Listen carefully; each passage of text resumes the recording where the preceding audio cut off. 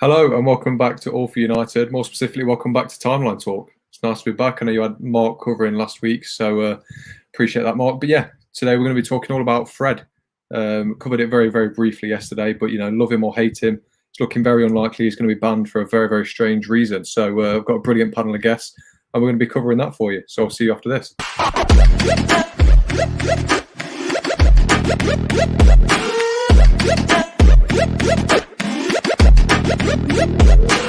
Click subscribe to get daily Manchester United content from Passionate Reds, only on All for United.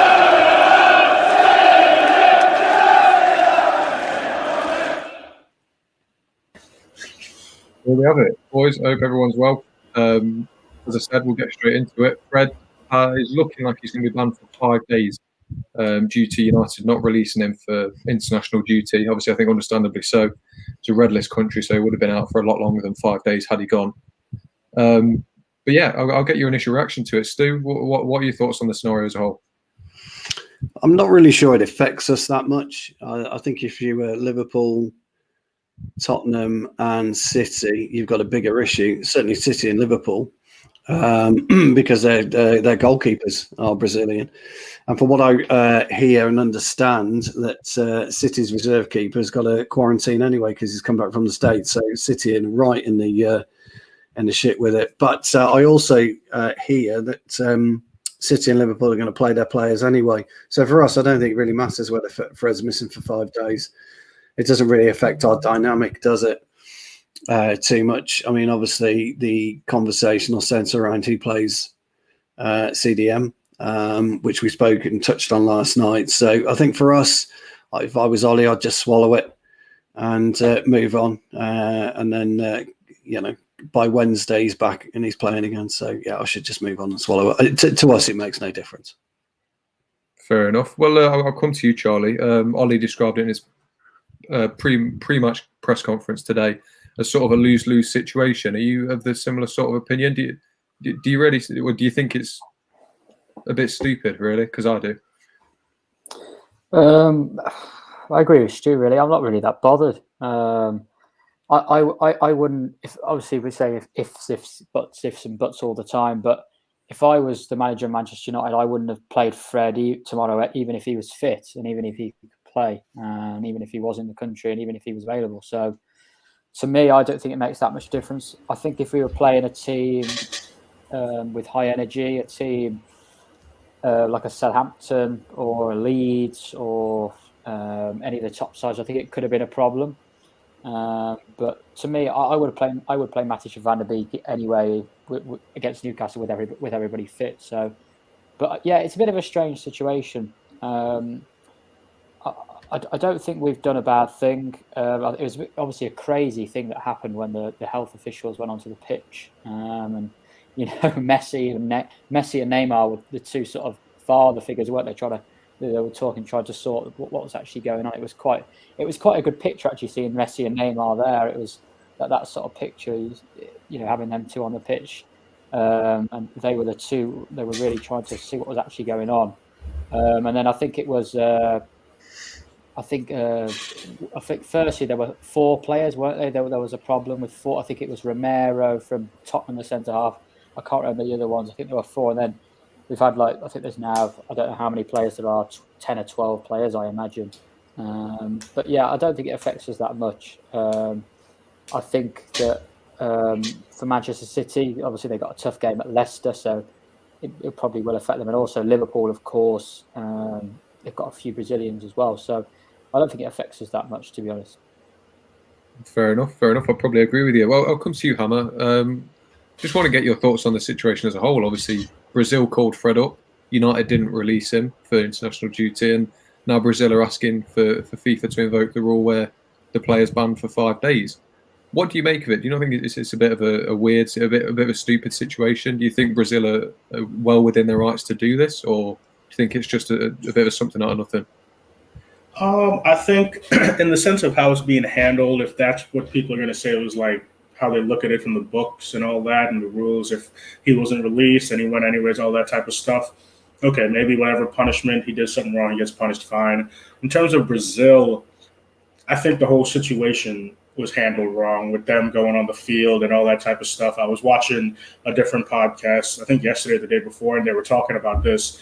And it was like, if you knew the players were there already, they were posting pictures of where they were hanging out, you knew that they weren't following whatever rules were already supposed to be followed, and then you wait for 7 minutes or however many time into the game to come onto the field.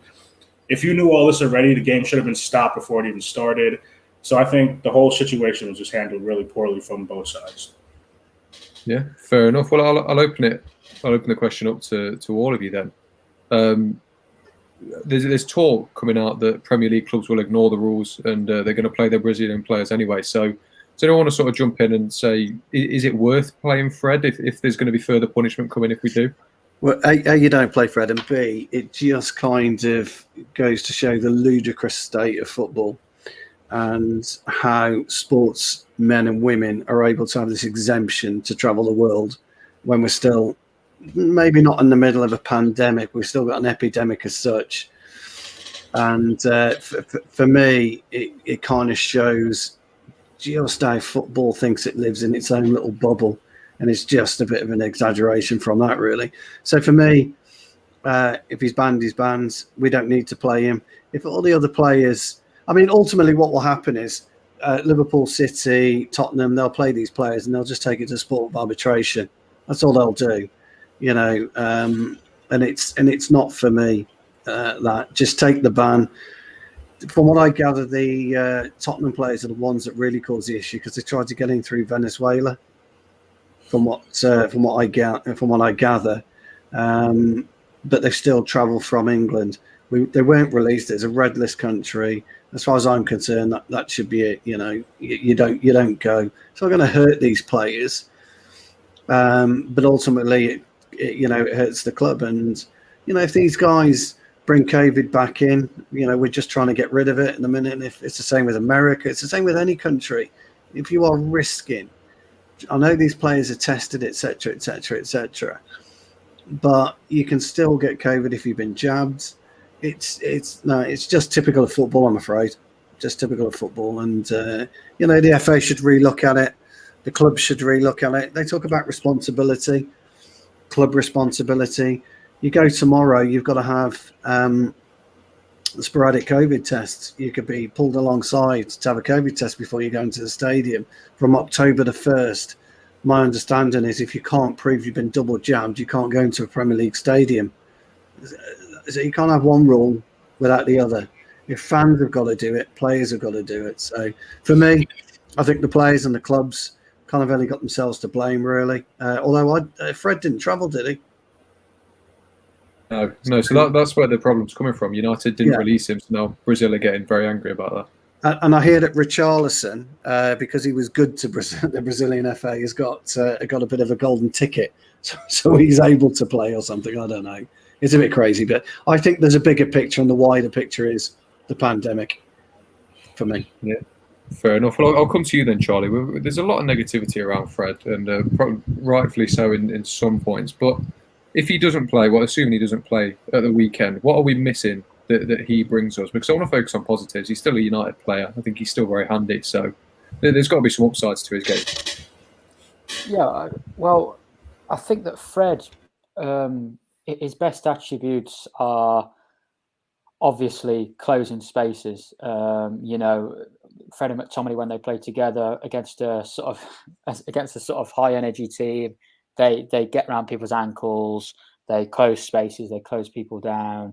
In terms of his technical ability, I don't think he's a poor player. I don't think we can say he's a poor player. I think he's shown what he can do. But I think we've got to remember, Fred and McTominay, neither of them are sort of an out-and-out number 6, a central defensive midfield player.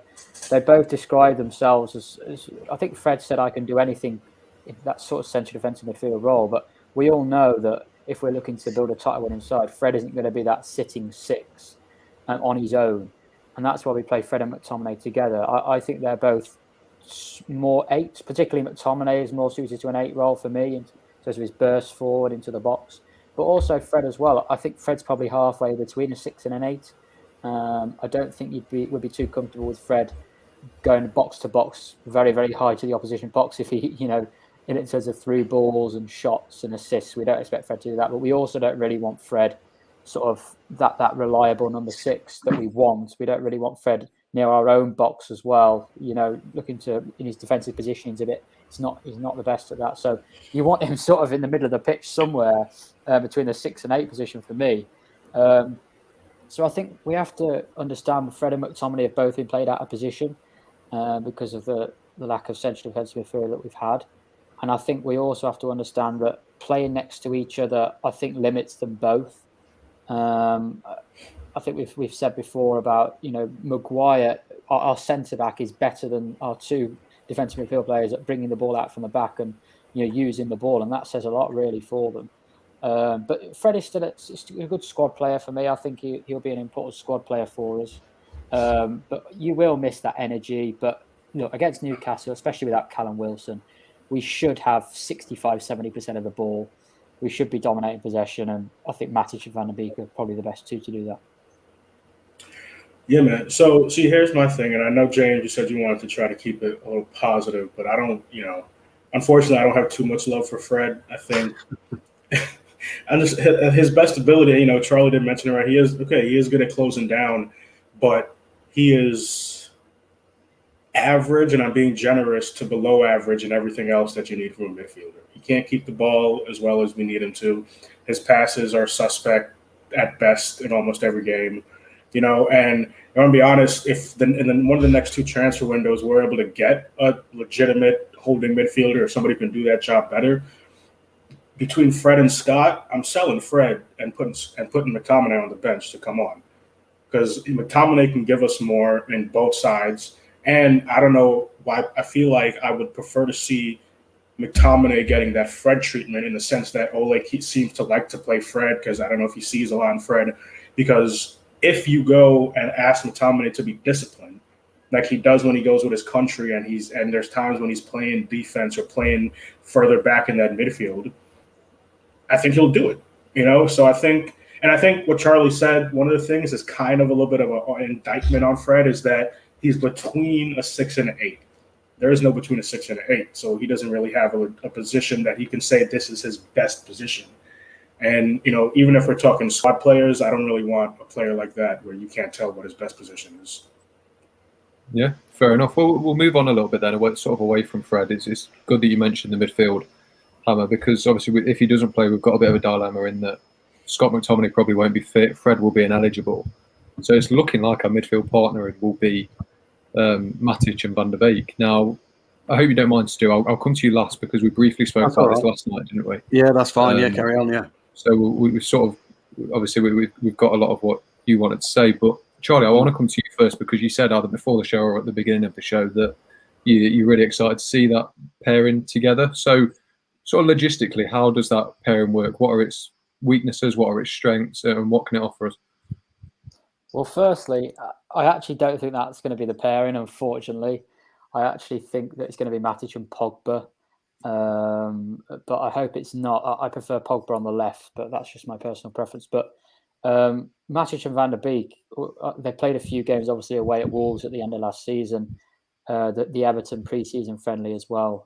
2 games that they played very well in. But what they'll offer you, particularly Matic, is progressive passing. So I think he's in the top 1% of midfielders in the world for that stat. He will always look to pass the ball forwards. He will, especially if Van der Beek's playing as well. Van der Beek will pick up nice spaces, intelligent spaces, drag defenders out into positions. He'll roam around the pitch looking for space. And Matic will be able to find those passes very, very well. And if you're looking to dominate the game, dominate possession, I think they're a very, very good pairing to have. I think that that should have been the pairing that started against Villarreal. For me, we knew that Fred had a knock, and then Ollie went to McTominay and Pogba. But for me, that's not a very good pairing. I think we've seen a lot of times before. Although McTominay was our best player on the night, by the way. I just don't. I think we should have played Matic and Van der Beek, and I think Pogba was the main reason why we got to the final. Was Pogba on the left, and I think he should have stuck with that and left Rashford on the bench, because I think Rashford, we all knew that he was injured and he wasn't performing. But I think Matic and Van der Beek, it's sort of Matic. The thing with Matic is we all know Matic isn't going to play every game. But I said before the season started, if we want any chances of winning a title or progressing this season, there's not going to be, if we don't sign a central midfielder, which we obviously didn't, there's not going to be one midfield partnership that's going to see us through the season. I said we would have to use two different ones. I think that's the only option. And I think against teams like, I think against teams that sit back more, I think Matic and Van der Beek, and I think against the big sides, it's McTominay and Fred. And I think that's what we should operate with, really. But, Ollie has said himself, we've got some comments coming through, that Van der Beek can play in the 6 role, the 8 role, the 10 role. And there's no doubt, I think Stu said before, there's no doubt Johnny Van der Beek could play that 6 position. But we're not going to see him play on his own under Ollie, I don't think. I think he's going to have to play alongside somebody else. And I think that alongside Matic, I think those two players, in terms of intelligence level, they are just through the roof. They are both very, very intelligent. So what we'll aim with them is progressive passing, movement in the final third from Johnny. What we'll lose from them is if we were to get counter-attacked, we obviously may struggle. But we've got to remember we've got Aaron Wan-Bissaka, very good one-on-one against the match. And we've got Rafael Varane, who was very aggressive in his pressing and his tackling against Wolves. So I think Varane will just push a little bit higher up the pitch, as with more pace in the back four. So we should be able to counter that lack of mobility in midfield. Yeah, I kind of I feel like I'm everybody else, even though, no matter whatever this thing goes, I'm kind of interested to see what Matic and Van der Beek are going to do together. At this point in his career, we talk about it all the time, Matic's legs are just gone. So, he probably can't play more than, 2 games back-to-back, and then he'll be dead for that 3rd game, probably dead coming to the end of the 2nd game. I kind of like what you said, though, Charlie, in terms of we're probably going to have 2 different pairings and rotate them to be able to get the trophies that we all want to see. But in terms of Donny, I don't think anybody – no, okay, there's definitely people who doubt it, and I kind of like Solskjaer saying what he said.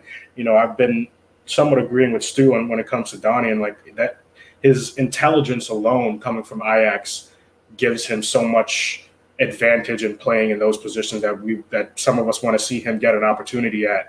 And hopefully he actually does get this opportunity, because I want to see what he can do in a full start, a full game, Premier League team, show us and show Ole something.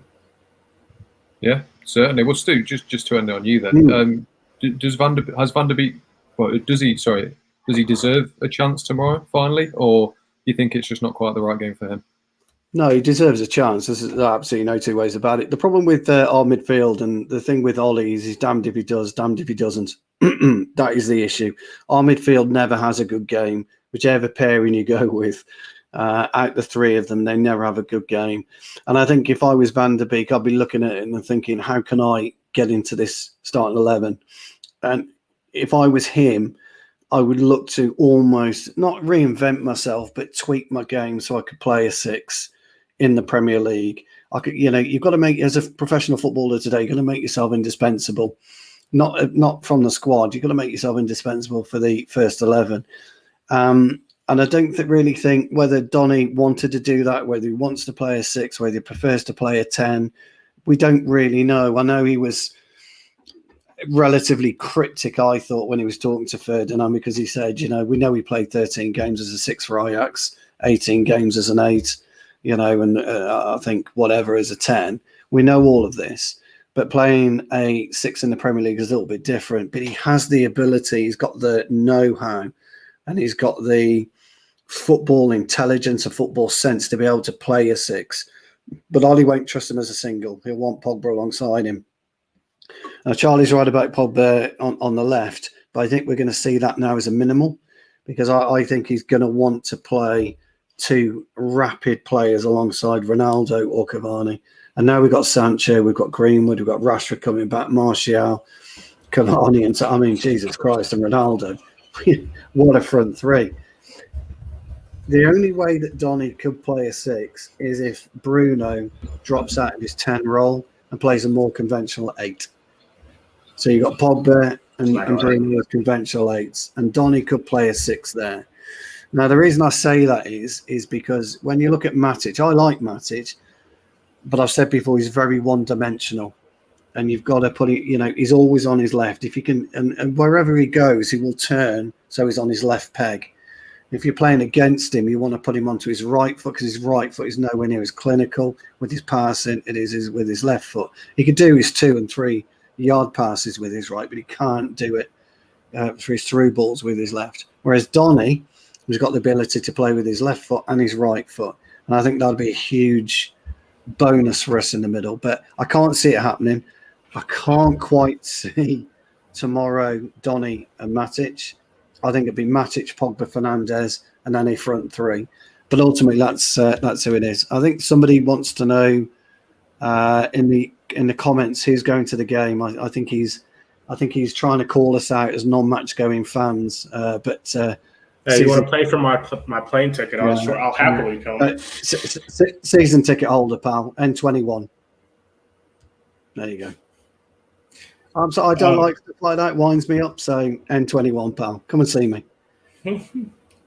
No, man. So the quick thing I wanted to say was, and I know Charlie said he actually he doesn't think it'll do well. When everybody's healthy, I kind of want to see a Pogba Scott McTominay partnership just to see. Again, it goes back. I think both of them would need to have some level of more discipline than they usually have. But if they do have that discipline, I think it'll be a pretty good pivot. Yeah. I just wanted to. Stu made a great point about our midfield, and he said that nobody, whoever plays in there has a poor game, and he's not wrong at all. And the reason why I believe is because I think Stu mentioned this against Wolves as well. At times, if you understand football, and obviously we all do on here, you can see in the game what's going wrong, and we can see what's going wrong. In the Villarreal final, we all knew what was going wrong. There was too much space between the 2 midfield players and the forward players, and it was the same against Wolves. There was literally at times there was a line of 4 players. Now Bruno Fernandes very often goes into that sort of second strike position. Now there's no problem with that as long as somebody else fills in. If nobody else fills in that sort of 10 role, then there's a massive problem. And I think we saw against Wolves, Mason Green was doing that in the first half. Mason Greenwood was doing that because I'll rewatch the game, and a lot of times Mason Greenwood was dropping into that 10 position when Bruno was going in behind. But in the second half, when Cavani came on, he wasn't doing that, and when Greenwood went out to the right, and we struggled. And Ronaldo isn't going to do that. I don't think Ronaldo will do it. So Bruno's going to have to, as Stu rightly said, if Donny played in the 6, Bruno would have to adapt his game. But also, I think with Ronaldo coming as well, Bruno Fernandes cannot keep going into that second striker position without somebody else filling in that 10. It doesn't have to be always, but it has to be very often, because else there's too much of a gap. If we lose the ball, then our 2 pivot players, one of them's got to push into that 10 position to close the space. Then we get out of position. Then we get overloaded, and then players have to cover, and we get probably we either get the other team wins a corner, or worst case scenario they win a penalty or a goal. They score a goal. Sorry. So yeah. I think we've got to be very, very careful, and particularly as well tomorrow if we play Matic and Pogba with a front 4 of, it's probably going to be, if Matic and Pogba, I imagine it'd be Sancho, Greenwood and Ronaldo. And we're just going to have to be a bit careful because, again, Bruno plays very, very high. When Greenwood plays on the right, he plays as an inside forward. And we at times we end up with lots and lots of forwards rather than wide midfield players. And I think that against Villarreal, one of the big issues was with the starting lineup before we even kicked a ball. We had Rashford, Bruno, Greenwood, Cavani, 4 players who very much play as forwards. A lot of the time they play as forwards. And I think we lacked a little bit of balance. And I think that's why I do prefer Pogba on the left. I just think he's more of a creator. Bruno, of course, is a creator. He's got the most chances created, his goals, assists. But Bruno is also a deadly player, a finisher as well. And I think in this front 4 throughout the whole season, at least 1, if not 2 of those front 4 players needs to be more creators. And that's why I think most games we need to see Pogba, Sancho, or even Martial as well. I think we saw against France how important Martial is for the build-up, the link-up play. Because Newcastle will love it if we start taking shots from 30 yards and not building up nice and patient, we don't have to win the game in the first half an hour.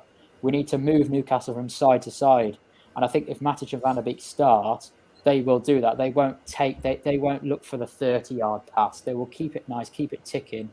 and we will build up nicely, and we will eventually run them down and probably beat them. I hope so. I certainly hope so. Well, I suppose just to finish us off then, Stu, just to give us a little bit of balance. I've not asked you on the pairing themselves in Van der Beek and Matic, because I think there is a chance we do see him, although history would tell us it's probably unlikely. But to offer a bit of balance, what are their sort of downsides then? We know what they offer as a partnership, but are there weaknesses? Obviously, they started in that behind closed doors friendly against Stoke the other week, which we lost 3-2. So, you know, it might not be the most sturdy of partnerships. So is there any weaknesses you see that really stand out? Yeah, it's the one I said about Matic really being one-dimensional. You know, there's some absolute great talents, years and years that you've seen professional footballers that have been at the top of their game but are single-footed. Ryan Giggs is a great example. No right foot. I mean, the first to admit it. Matic, unfortunately, is the same. And when you're pressing Matic, you want it, you know, he'll always turn away. So he'll turn on his left, or he'll turn on his right, but with his left foot. He very rarely, if anything, will use his right foot. And I've always been amazed, really, that central midfielders never picked that up about Matic, because you can push him back just like that very quickly. And I think that's a problem with Matic. Not so much his pace, because I've gone on record in saying that you don't need to be hugely quick as a defensive midfielder, because you've just got to have a footballing brain. And this is where Matic is super strong. He's got an amazing footballing brain. The same with Donny. The problem that we've got with the partnership, if it goes, it's I'm not going to say it's unproven, but it kind of is, because it's only played a couple of games, but they're magnificent when they've played together, and then behind closed doors, one against Stoke. I don't buy into that anyway. You've got to be able to learn to play. And most players will tell you, most partnerships will tell you, the Varane and the Maguire partnership will take, 6 to 7 matches to really flourish, really cement.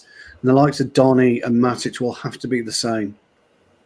Because when you're playing in midfield alongside somebody, you've got to be able to communicate. You've got to be able to kind of, there's got to be almost some kind of telepathy there, that you know what he's going to do and where you need to be to receive the ball from him, and vice versa. Bruno, as Charlie says, has this kind of telepathy in and around with his teammates, but he's more creative when he drops back in. He's not as creative when he's up at the false nine. And so Matic and Donny, if it was to happen, it would then unfortunately push Bruno back up the field rather than bring him back. And we need to bring Bruno back. So again, it's all about communication and things of that nature. But look, I love Donny. I've made no bones about it. I think he's an excellent footballer. Why he quite hasn't fitted into our structure or our system, nobody knows. Because I think if we just take our understanding of football, just chuck it away just for a minute, okay, and just talk about personnel. Fuck me, he can't do any worse. I mean, he just couldn't do any worse on occasions as what Fred had done, and what Matic had done, and what McTominay had done, and that's the key element. And so, I would give him a shout. I would give him a go and see what happens. But I think what you're going to see is a completely different level of play tomorrow. And Charlie's right. And I said last night, James, as you well know, I think it'll be, we'll huff and we'll puff in the first half, and then we'll absolutely steamroller them second half. We'll come into our own, and we'll probably score a hat full of goals. But you're dealing with one player on that pitch, if he starts or when he comes on, who is going to up everybody's level, because his demand is going to be second to none. Even with his interview in Wes Brown, he turned around and says, "I'm putting pressure on Ollie. I want to start." That's what you need. You need this type of thing. Matic had it when he was at Chelsea. He had this fucking aura about him, Matic did. He was an awkward player. Really, he had a bit of pace about him when he was at Chelsea. A lot younger, I know. He was way more dynamic than what he was. If we got Matic Chelsea, wow, we'd be okay. But we haven't. We've got to deal with what we've got. And I think that's Ollie's biggest issue. He doesn't know. It's square pegs in round holes in CDM. It really is for us at the minute. And we know if we can go out in January or the summer and pick up a specialist in there, we're just going to kick on. But, so that's what I think. Certainly hope so. Certainly do. Well, before we move on, does anyone have anything else to add on Fred, Van der Beek, Matic, anything? Anything we missed? No? All good. Right. Well, we started with talk of internationals, so we'll finish it as well. Because I want to sort of venture outside of United and talk about sort of the future of international football. Now, I think it's fair to say international football might need a tiny bit of a revamp, because I think the general, especially in England, the general interest in it, unless it's a major tournament, is probably at an all-time low. So I can see the need to revitalise it, but there's talk of a World Cup every 2 years. Now, I'm pretty sure I know what the answer is going to be to this, but I'll come to you first, Charlie. What are your thoughts on that possibly going ahead? Well, I think we all, unless, to be honest with you, I don't enjoy watching England unless it's a proper competition, unless it's Euros or the World Cup.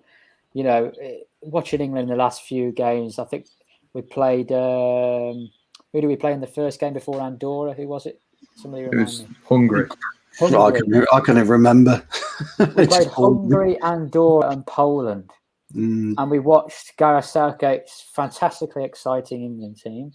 And to be honest with you, I couldn't be bothered unless England are playing in the Euros or the World Cup.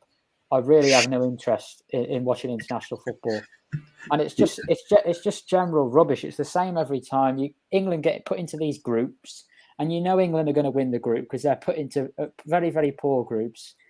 San Marino, I don't know how they still operate. I mean, they get a batter in every single game. They celebrate as if they won the World Cup and they score a goal. But no, not every 2 years for me. This idea of I think next season we're getting the one in Qatar, aren't we? In the middle of the season, we're all going to stop and the players are going to go. December, it's a load of rubbish. Yeah. A load of rubbish. I can't believe it's even happening. But yeah, not for me. International football, I don't know whether the other lads think the same, but just you can talk about a World Cup every 2 years.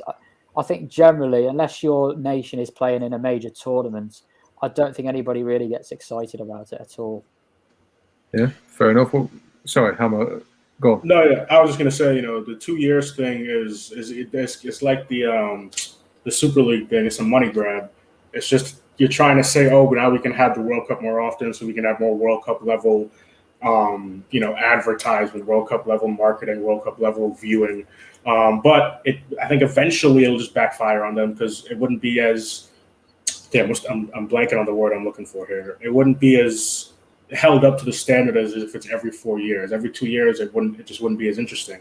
And then also from a player's point of view, dude, these players, for me, because, you guys know I watch like stuff over here in the States too, in terms of American leagues and everything. Football players don't get any, at least in my eyes, barely get any rest. They go from the club to something international, then they have a month or so, maybe a little more of a break, and then they got to get ready for preseason, and then the club season starts all over again. So having it every 2 years is also just going to destroy all the players that we as fans love to watch. Well, I was actually interested in your thoughts on it, Hannah, because obviously we get the English insight to it. But obviously, you're an American, and I was going to ask, sort of, obviously America are pretty quickly growing at the minute. They've got some really good players, but obviously the last World Cup you missed out. So, is there any part of you that thinks there's more World Cups mean a higher chance of success for America? Because I think it's only a matter of time before you win it. Whether that takes 40, 50 years, I don't know, but. With the sport growing as quickly as it is this not in the slightest bit exciting for you?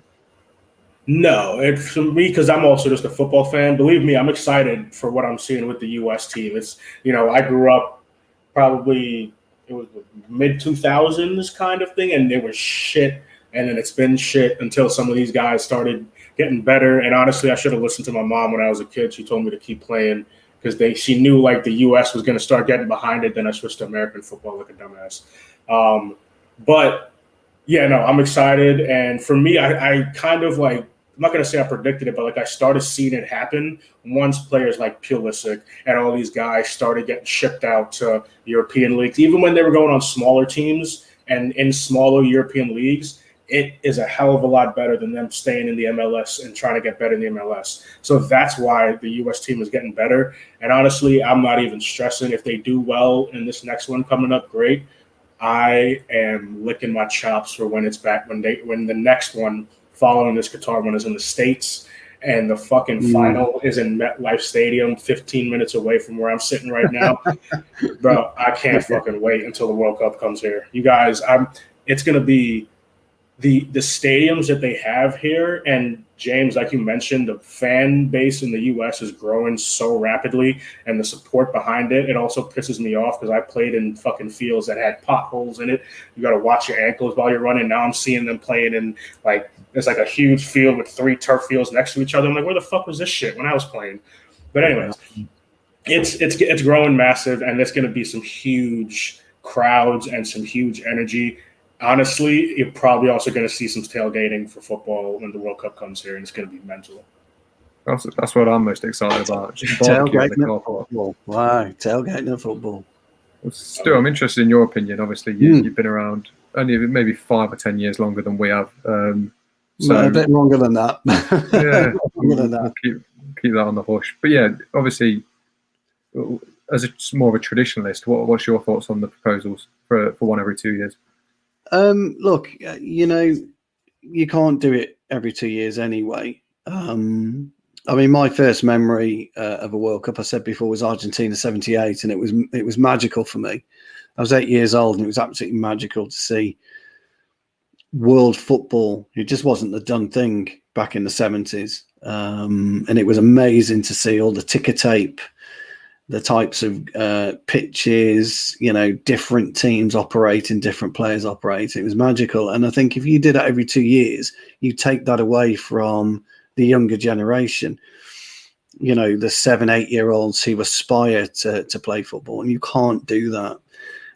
They want to do it because they're getting pressure, aren't they, off the minnows. As Charlie Corr rightly said, San Marino score a goal. It's a big thing, isn't it, for the country? And you should never, every country has a right to take part in a tournament like the World Cup, and every player wants to take part in a tournament like the World Cup, but you have to be sensible.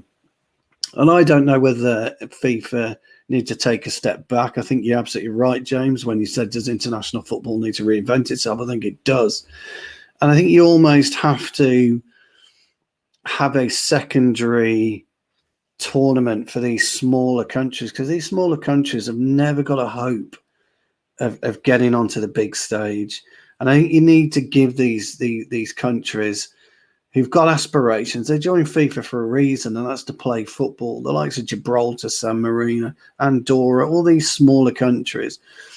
Maybe if Infantino wants to bring something in, maybe he has he extends the World Cup an extra 3 weeks, and then you have a secondary World Cup where you can play these minnows. And that might then, purely by default, because you're taking these teams out of the equation, it might actually make our kind of qualification process a bit more interesting, is a bit more difficult, because as well as I do, you asked me last night, what do you think of the World Cup qualifiers? And I'm like,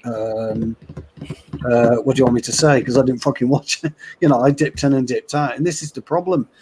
When you've got fans like myself and you guys who aren't really bothered about World Cup qualifiers, it's a real issue. I mean, we've got them next month, haven't we, in October? You're not going to have a World Cup qualifying. You're not going to get your mates around to watch us play Andorra again, or whoever we've got, when nobody's interested. So I think FIFA need to look at it. Look, people said that the Euros, with the expansion of 32 teams and across the European Union, wasn't very good. I thought it was quite great. I thought it was great in the end. I thought it was a brilliant Euros. And maybe UEFA can look at a small competition for countries who will never make it, because I think that Hammer's right. It's a money grab, and that's what they want. And as well as I do, Qatar wouldn't qualify for the World Cup if they weren't hosting. It won't be anywhere near the World Cup. No. So potentially, FIFA should be looking at this. Look, I don't know if it's workable. You'd have to really, put a working group together to discuss it, a think tank together to discuss it. But if you want to make internationals more interesting, you can't pitch England against San Marino. You can't pitch England against Andorra or whoever. You can't do that. You've got to pitch them against the teams that we want. And so, and the other thing that maybe FIFA should look at, or UEFA should look at, is look at calendars where they can block 3 weeks out in the season, 2 lots of 3 weeks, and just have one fucking round robin tournament, complete tournament, and get it fucking done. Get it done all in one hit. Right, you've qualified now, and then you can get on. You can do it because we've had a 2-week break, week and a half break. 2-week break, I think. 2 weeks, yeah, I think it's 2 weeks. 2 weeks again in October. So you can do it, you can find it, and just get it fucking done. Because and then maybe players can actually get more of a rest. But anyway, it's just a thought process. My little quick thing was, and you guys might not like this. One of the things that I knew you guys over there were getting upset with some of the Super League and the different things is they were trying to Americanize it and turn it into some type of a franchise or whatever. But in terms of Americanized stuff, and if you want to make international football more interesting, in my opinion, this is where I would bring in so if anybody watches NBA at all, we have the All-Star Weekend. The NFL All-Star Weekend sucks ass. The NBA one is ridiculous. It's a 3-day weekend, and it's just the fans vote. So fans vote on their most interesting players for the different events. I think if you did a little 3-4 day weekend and got players from the big leagues and the small leagues and just did skill events, just different things like that for international, it'll bring a hell of a lot more interest, a hell of a lot more fun, because it's not just like you guys are saying, sitting there going, when it comes to qualifiers, or even when it comes to the tournaments, we don't want to see, a shitty team in there just because you need to try to fit in some more different teams. But I think that something like that would be fun to watch. Unfortunately, Hammer, we get Soccer Aid rolled out in the UK. Some fucking has-beens desperate to get back on fucking, that's right. Fucking Soccer Aid. My lad watches the NBA. He's a massive I'm going to say Giannis. Am I right? Giannis, yeah, Giannis. Yeah, him. He's a huge fan of him, and he talks about him. He says he's just a phenom, is what he calls him. It's ridiculous. He's basically 7 feet and runs like he's LeBron, who's probably 6'7", 6'8". So it's just ridiculous. Yeah, but he likes him. But no, we get Soccer Aid or something like fucking that. Yeah. Didn't Roberto Carlos turn out or something this time? Yeah, just something like that. Fucking, that's embarrassing. That's what we get. We don't get anything like that, dude. Jamie Carragher was trying to murder a few people. He was kicking. No, that's it. I did it. Didn't Gary Neville turn up as well? Yeah, it was Neville and Carragher with the what's it called, the prestige centre half partnership. Oh my God. They actually, I think they conceded 3 goals in the end. I think they had 3-0, so I don't know. It's something like that. I didn't watch it because you just yeah. But anyway, that's what we get, Hammer. It's not great. It's not great. No, it's not. Well, talking of this sort of revamp of international football, then I'll come to you, Charlie. How do we make sort of qualifiers and that sort of thing more interesting while keeping it fair to the smaller teams? Because everyone deserves a fair shot at qualifying for these tournaments, but how do you do it in a way that doesn't just suck all the life out of you?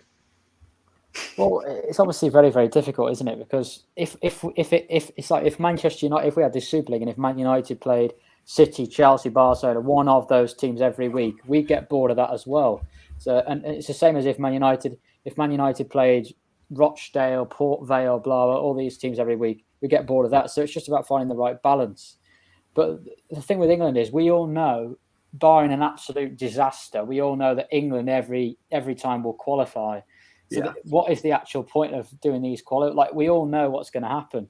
England always get one of sort of an Andorra, San Marino, Gibraltar, and then we get a sort of a mid sort of Austria, Hungary side, and then I don't even know who we've got. I think we've got Poland and somebody else. I don't even know. This is how much we're not interested in it. So it's just about finding that right balance. But I like Stu's idea about the giving the smaller countries a chance, because I don't think they're ever going to get. If we look at the England squad, particularly, if you actually look at how much money is in this England squad and how many players Gareth Southgate didn't use at the Euros, we had Bellingham, hardly used, Grealish hardly used, Rashford hardly used, Jordan Henderson hardly used. Dean Henderson wasn't there. I'm just trying to think. Calvert-Lewin, Bamford, Watkins. The amount of quality players that would, steamroll even the poorest sides. Even our third team, or even our under 21s would probably beat these smaller countries. So it's just about finding that right balance. And I do like Stu's idea about the smaller countries, but I just think that I think Hammer touched on it earlier about the money grab, and we saw with the Super League. That day was probably one of the worst days in. I'm young, so I haven't been through a lot of life events in terms of touchwood deaths and things and crises in terms of jobs, losing my job or anything like that. But that was a bad day for me, and I think for a lot of football fans, it really was a downer day. We thought that something that we really loved, and something, especially after the pandemic and throughout the pandemic, that kept a lot of people going. It really, really did. And that was almost taken away from us. What's the point of competing in a tournament if you're granted a place every year? So it's always about, I said earlier, we know England are going to go through, but is it fair that England go through without actually qualifying? So that they have to earn their place, but earn their right. Well, I think we should earn our right against better teams. Can we do that? Can we create something like that? So would you guys not be cool with something like, because I thought about this and it isn't technically fair, but like you said, we know that there's certain teams are going to make it no matter what, just because of the talent that's in the country. And like you said, the depth, right? You said for some of these international smaller ones, the under 21s in England can do the job if they need to. So it wouldn't technically be fair, but maybe if you look at it in terms of rankings or something, would you do something where it's like certain teams are already, again, it's not fair if you want to look at it from that point of view. Certain teams like England, like a France, like a Spain, right? These teams who are just top of the class in terms of international are in. And then there's qualifiers, and the qualifiers consist of the smaller countries, the second half of rankings, if you will, competing to get the rest of the remaining spots. Yeah, I can see your point. Yeah, it's a difficult. No, I know, I get it. It is a difficult one, because at the end of the day, countries want to see the very best. You want to see the very best against the very best. But when you look at the likes of Poland, they got Robert Lewandowski, one of the best goal scorers of all time, and he's playing for Poland. And he's got no real depth around him. Whereas Harry Kane, he's got Sancho, he's got Grealish, he's got more of a chance. And there are occasions, Henrik Larsson at Sweden, one of the best strikers around for his, of his generation, but he had a very poor Sweden team around him. We could go on. Leo Messi's had a pretty poor Argentina side around him. Neymar's had a poor Brazil side around him. But with Neymar, with Argentina, Argentina struggle with the Copa America, don't they? Because it's a much stronger group of countries. When you look at Europe, ever since the disbursement of the Baltics and the Russias, they were spun off into these different countries. It's made it more difficult for these smaller countries to have a go and really have a go. And they deserve a go. They deserve a seat at the table. Everybody deserves a seat at the table. And I just do. I think it needs to be. Maybe it does need to be seeded, Hammer, but we need a bit of jeopardy. We don't. And Charlie's right. We've got no jeopardy in our.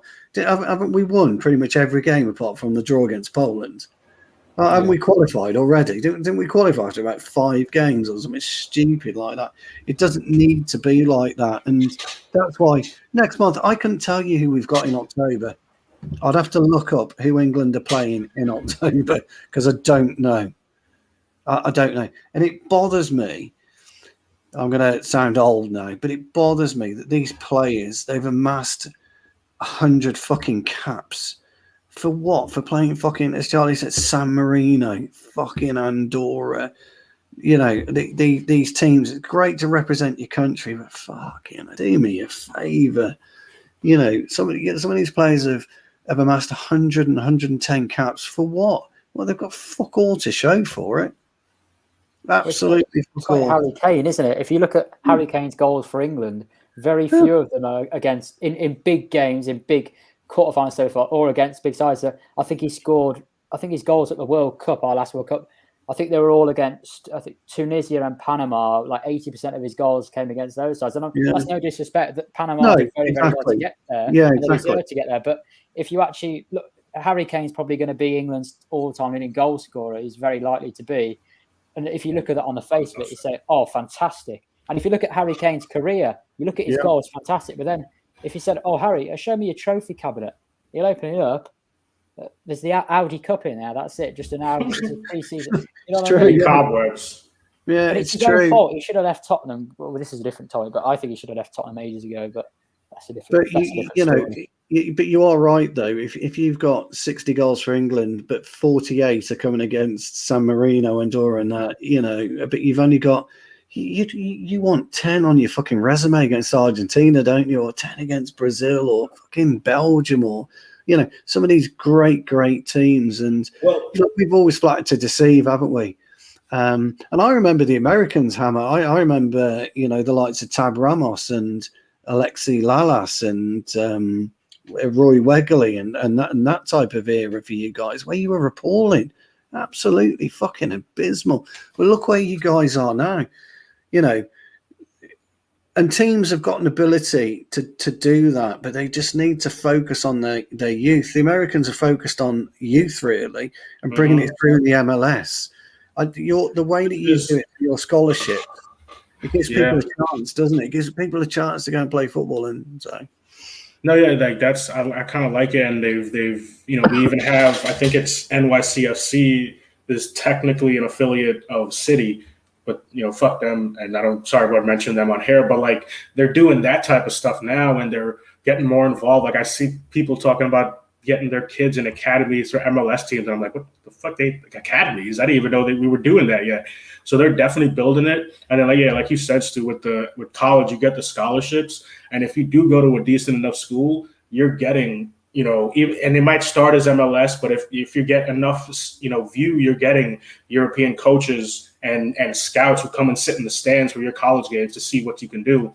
And when you come out of college, you might get, hey, do you want to get taken to MLS, or do you want, even if it's a smaller league in Europe, or do you want to go to Europe and see if you can do it there? And most of these kids are going to go to Europe.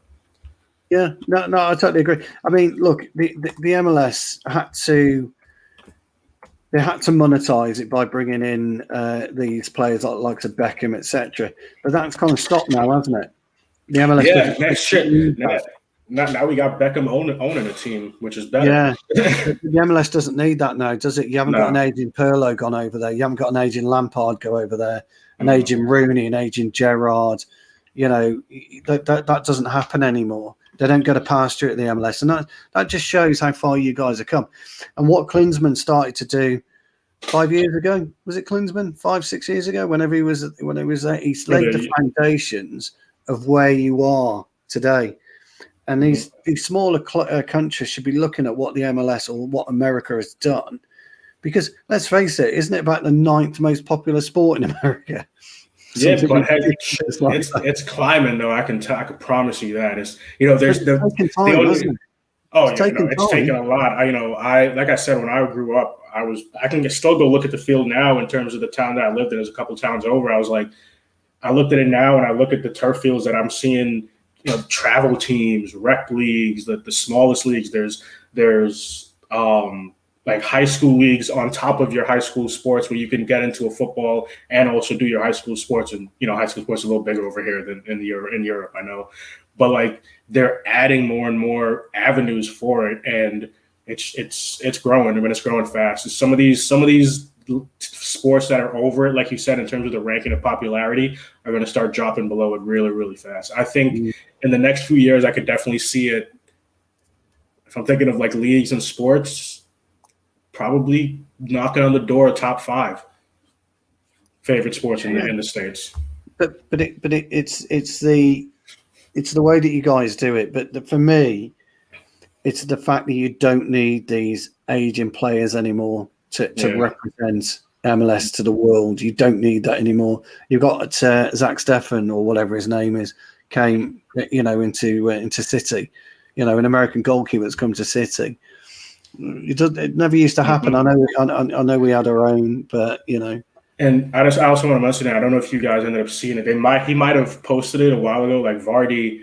There was some team, and I think I don't know if it's MLS level yet. I think it's the second tier of leagues here, which is USL, I think is the acronym. But Vardy invested in a team that I think, if I'm getting the years correctly, 6 or 7 years ago had to stop because they couldn't afford it. They couldn't keep a team going and stuff. He invested it, and they're coming back, I think, this season under his, I don't know if it's full ownership or part ownership, but like they're literally revamping a community around that team because we got an investment from somebody like Vardy. Yeah, it's needed. Sorry, James, we've digressed, buddy. Yeah, my fault. That's all right. You sort of carried the show. I wasn't sure how we were going to fill an hour, but you've managed it. So fair play. Charlie, I'll come to you before we end. Then you've not spoken in a while. You got any more thoughts on this? No, as I said before, club football is by far better than international football. I've not got, probably because I support England. Sort of, it's been the same old for I think a lot of England fans. As Stu said, I wouldn't be able to know. I wouldn't be able to tell you who we're playing in October. We're probably playing one of the teams we've already played a couple of weeks ago, but I don't know whether it's at Wembley, whether it's abroad. But I just think club football is so much better. I would celebrate so much more if my club won the Premier League or won the Champions League than I would if England won the Euros. Of course, if England won the Euros against Italy, that would have been absolutely incredible, of course. But if we would have won a Premier League, if we would win the Champions League or Premier League with United, that would, I think, be a better feeling. I just think I've got more personal attachment to Manchester United. I've got players in my heart there. It's been in my heart for a number of years, and there's players deep in my heart there. Of course, when Luke Shaw scored the goal for England to open the scoring against Italy, that was obviously quite a heartful. I thought the way where he's come from, Luke Shaw, where he's come from, absolutely. Like but at the end of the day, we didn't lift it, so you've got to get on with it. But yeah, I think Man United is just, for me, I support my club. Of course, I support my country, but it's on another level for my club. So I've not got any real interest in what happens in international football, in all honesty. Not really bothered. No, not me. Well said. Fair enough. If they did want us to keep going, I'll make 2 comments real quick on the Hama greater than Brady. Technically, no, we're not kidding. My team isn't greater than Brady, but we are Tom Brady has 7 rings by himself. He would have 10 if it wasn't for 2 from my team beating him and the brother of my team's quarterback beating him in another one. So there's one family that Brady has never beat in the Super Bowl. It's the Manning family. And Peyton and Eli. Eli's my guy on the Giants. And there was one year, and I know it's probably – I'm going to bet with how competitive Brady is, it still sticks in his side, was his only year that the Patriots were undefeated all throughout the 16-0, didn't lose in the playoffs, made it to a Super Bowl, and the Giants defeated the only potential undefeated team to ever happen in NFL history. Well, I don't follow NFL. I watch the Super Bowl because I think you should. I think it's a big moment in sporting history, but on the sporting calendar. But my Uncle Brian was the reason I'm a Manchester United fan. He's also the reason why, if I do watch American football, it's the Washington now, not the Redskins. It's the Washington. Yeah, they got to fix that. Yeah, because we got family in LA and across America for whatever reason. I don't quite know why, but we do. And he went to America one day and he bought me back a Redskins. It was at that time. Yeah. My brother had Jets and my sister had Dallas Cowboys. So of course I was, Redskins. I was about 9, I think, when I had that. So Washington, yeah. Actually, in terms of the story off that's how I got this shirt. My uncle is from England. Is on my dad's side. He's grown up there his whole life and everything. He's a Tottenham fan. And so it just made it real sweet asking him to bring me a United shirt. Yeah, it happens, Hammy. Everyone within their family, there's a black sheep. Unfortunately, it happens. But you got to let him. You got to let him do it. But so Washington for me. But there you go. But I don't think I've ever seen him play. I've never been to an American match. I'd like to go to a match next time I go to the States. It's fun. I can tell you that it's because they turn most of the stuff here. They try to turn into an event, So like, and again, I've never been to a football one, so but there's pregame stuff, there's halftime stuff, there's mid quarter shit, So like in the UK, you go to the pub, you go to the game, and then you go to the pub. Yeah. The end. No tailgating, no carnival. They tried to do fan parks actually. Clubs have tried to put on fan parks where they put live bands on, live music. The kids have got bouncy castles, that type of thing. But it's nothing like you guys do. When you go to American football in the UK, because I've been a couple of times to Wembley, that's amazing. They fucking do everything.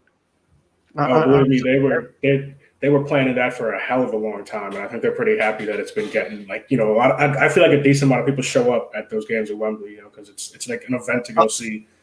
I'm waiting for a UK franchise to join. I don't think we're too far away from that. I thought about that with like friends over here, but I don't know. It would be hard because what they would have to do is they would have to do 6 games straight in the US. And then 6 home games, and whatever U.S. team would have to go to. You know what I'm saying? Because they couldn't alternate, right? Like they couldn't do 2 in England, 2 in the States. It would be too difficult. But coming to England for some teams is the same as traveling across America, anyway, isn't it? Yeah. Because how long does it take to drive across like West Coast to East Coast in England? 6 hours, I guess. I drove 6 hours from Virginia to Jersey, and that was only about 3 or 4 states. Yeah, it's about 6, maybe 8. Depends where you go from, east to west or west to east. Yeah.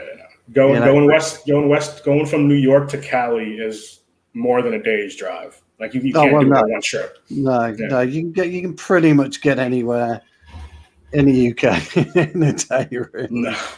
Yeah, it's not so bad. It's not like that at all. We're only small. Bloody hell. It's a pain sometimes, man. Yeah, well, no, that's right. You have to fly everywhere, don't you? Or catch the Greyhound or whatever it's called. Oh, fuck a Greyhound. I'd rather drive my car across the country and take a Greyhound. Fuck the Greyhound. No, what about the Amtrak?